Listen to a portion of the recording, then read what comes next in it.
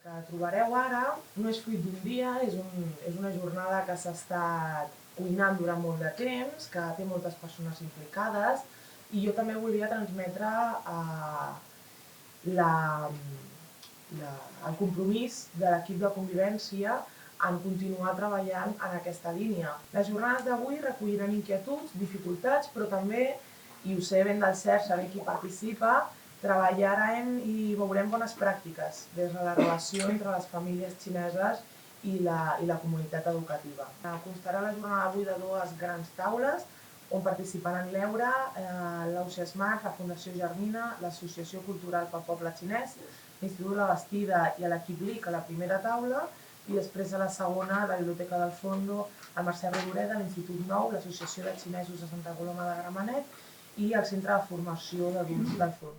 Preguntes, reflexions, estratègies, reptes, el que us passi pel cap durant la primera part, que les anirem recollint. La idea era això, fer coneixement compartit, reflexió i diagnòstic compartit i compartir les estratègies després, d'acord? Només ja donar pas al Jaime Mateu, que ens farà la primera part de la jornada, però és mediador, part de l'equip de mediació del Servei de Convivència, però a més és llicenciat en Àsia Oriental. La diáspora no es tanto un movimiento individual de una única persona o una única familia que se desplaza a un lugar. La diáspora es la idea de un grupo mucho más numeroso que se desplaza desde su lugar de origen hasta un lugar de destino sin cortar nunca los vínculos con el lugar de origen. Las personas de origen chino que viven en Santa Coloma de Gramenet tienen todos los servicios que necesitan en el idioma de su país.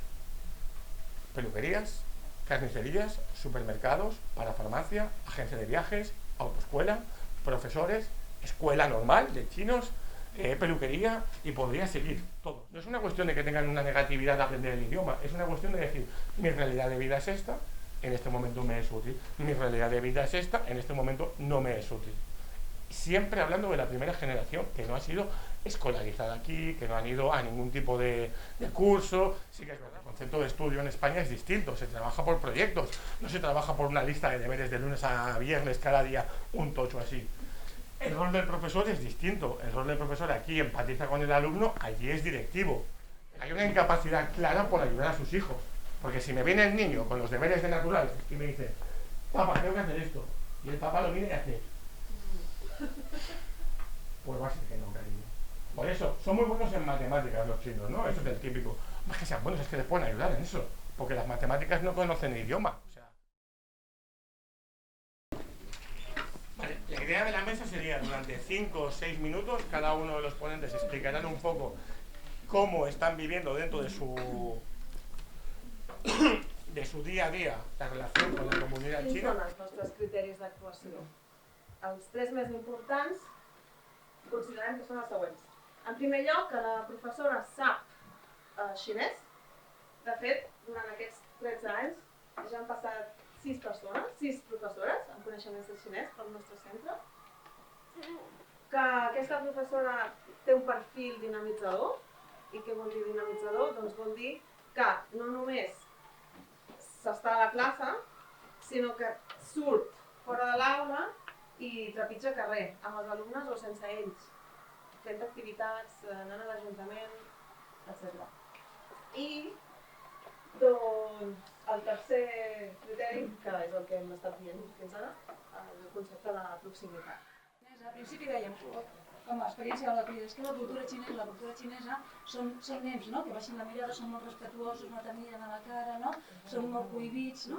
Però llavors t'adones que Xina és molt gran i de cop t'entra un col·lectiu com el que tenim ara de nenes, que és tot el contrari, que xerren pels descosits, que tenen ganes d'aprendre. I llavors dic, hosti, potser és que ens hem focalitzat en una part de Xina, no? Perquè clar, és tan gran que pots tenir nens que igual venen de comunitats de les muntanyes que han estat totalment aïllats, o de ciutats molt més grans que estan molt més socialitzades, o que venen del nord o que venen del sud, igual que aquí, no? Que els del nord tenen un tarannà i els del sud tenen un altre, no? En un espai on les famílies es poden expressar lliurement, per tant, si jo el puc expressar, vinculo millor el recurs perquè és un lloc on se'm dona un espai on m'escolten i llavors puc dir la meva. La informació arriba cap a les dues bandes i també hi ha una construcció de xarxa entre les famílies. El fet que augmenti la població xinesa dins del centre obert i que les famílies tinguin experiències positives dins del centre obert fa que també arribin més famílies, que es vinculin i que no hi hagi tant abandonament de les famílies xineses. Cuando tú vas a buscar un trabajo, gente te pregunta si sabes chino tiene más posibilidad. Entonces, claro, ahora ya nos costamos nada. Antes tenemos que ofrecer mucho para que vengan, pero ahora ya como una costumbre. Cuando una padre que he visto otro padre, ¿dónde va a estudiar tus hijos? Bueno, eso significa estudiar chino. ¿En qué centro? Va a preguntar esto. Casi todos los niños van a aprender chino.